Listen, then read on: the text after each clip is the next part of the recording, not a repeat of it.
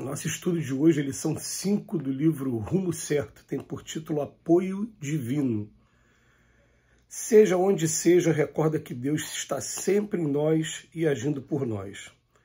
Para assegurar-nos quanto a isso, basta-nos a prática da oração, mesmo ligeira ou inarticulada, que desenvolverá em nós outros a convicção da presença divina em todas as faixas da existência. Certamente a prece não se fará seguida de demonstrações espetaculares nem de transformações externas imprevistas. Pensa, todavia, no amparo de Deus e em todos os episódios da estrada senti-los-á contigo no silêncio do coração.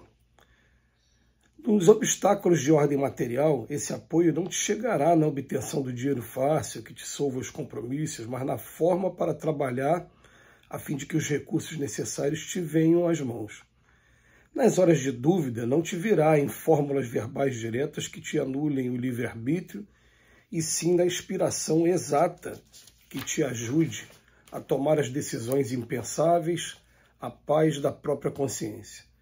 Nos momentos de inquietação, não surgirá em acontecimentos especiais que te afastem do testemunho de fé, mas percebê-los-ás contigo em forma de segurança e bom ânimo na travessia da aflição.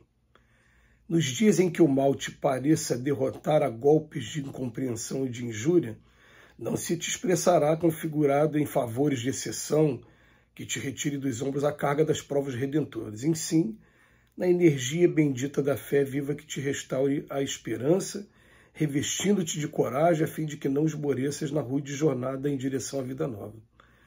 Seja qual for a dificuldade em que te vejas ou a provação que experimentes, recorda que Deus está contigo e nada te faltará nos domínios do socorro e da bênção para que atravesses todos os túneis de tribulação e de sombra ao encontro da paz e a caminho da luz. O Emmanuel vem trazer para a gente como uma fórmula para a gente perceber a presença de Deus e a fórmula mais imediata, a mais curta, a prática da oração. E a prática da oração, como a gente vem trabalhando em alguns outros vídeos, ela deve ser igual ao exercício físico. A gente deve começar a disciplinar, fazer a oração pelo menos quando acorda e quando dorme. Pelo menos quando acorda e quando dorme. Porque são dois momentos em que a gente se retira das provas da vida, dos momentos, né, de vigília, a gente está ali próximo do sono. Então a gente consegue botar a cabeça no travesseiro e fazer a nossa oração. E o que ele vem dizer para a gente? Quando você começar a fazer a oração, em primeiro lugar, vai parecer monólogo mesmo. Você está falando algumas palavras e desenvolvendo a fé de que alguém está te ouvindo. Mas no primeiro momento você não consegue ter essa resposta imediata. Com o tempo, com a prática, daqui a pouco o monólogo se transforma num diálogo mental, se você se der tempo para isso. E se você não fizer da prece apenas mera repetição de palavras, ou então um tempo muito curto para a prece. Se você se der um pouquinho mais de tempo, você consegue sentir essa sintonia com o nosso anjo da guarda, que é, vamos botar assim, o preposto, aquele escolhido, designado por Deus para cuidar da gente aqui, nos orientar, e que está sendo aquele espírito que é o mais próximo de todos nós. Mas para isso acontecer, a gente precisa disciplinar. E outra coisa que ele vem falar sobre a oração para a gente, que é o mais importante até, é que depois que a gente começa a aprender que estamos todos num mundo de expiações e provas, que somos espíritos rebeldes ainda em aprendizados, é claro que a oração não vai afastar da gente o aprendizado que a gente deve passar. Vai começar a abreviar algumas dores que a gente não precisaria estar passando. Aquela coisa da teimosia nossa, aquela coisa ainda caminhando para o vício ou mergulhado no vício. Então, esse tipo de apego que ainda nos prende ao caminho inferior da vida, a gente consegue sim o alívio através da prática da oração. A gente consegue sim forças para enfrentar os desafios. Então o Emmanuel ele faz questão de deixar para a gente, olha, A prece não se fará seguida de demonstrações espetaculares, não. E nem de transformações externas imprevistas, não. Tá? Ele vem falar aqui pra gente, ó, se o problema está sendo de ordem material, não vai dar mapa para tesouro nenhum pra gente achar dinheiro em algum lugar, não.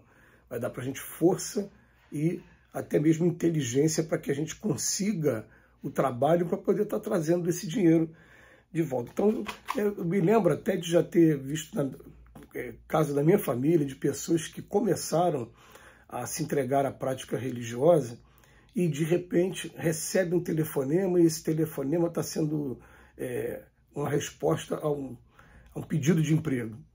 E ele olha para o alto e agradece a Deus, tá, mas não veja bem, ele tomou a iniciativa de fazer o currículo dele, ir nas empresas, procurar essa vaga. E aí recebeu a resposta da vaga. Então, quer dizer, o que a oração fez com ele? Fez com que ele tomasse a iniciativa e que a resposta viesse logo depois.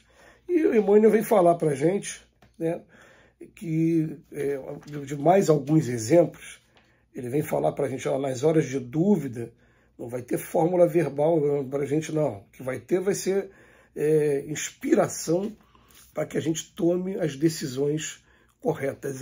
Aí é que está o intercâmbio. A gente começa a fazer aquela oração e falar, meu Deus, o que eu faço hoje? Eu tomo esse caminho A ou tomo o caminho B? E você começa a meditar naquilo, mas na hora que você está fazendo a sua oração, na hora que você está com a cabeça no travesseiro, ou que você escolha o seu local. A gente, quando vai estudar a oração, né, a gente encontra pessoas que fazem oração de joelho, ainda remetendo na época que as orações eram feitas nos templos para deuses que se acreditavam que eram deuses tiranos, como os homens eram. É até interessante a gente fazer essa afirmação mais uma vez, né? O fato de você usar a mão dessa maneira é porque naquela época não existia algema.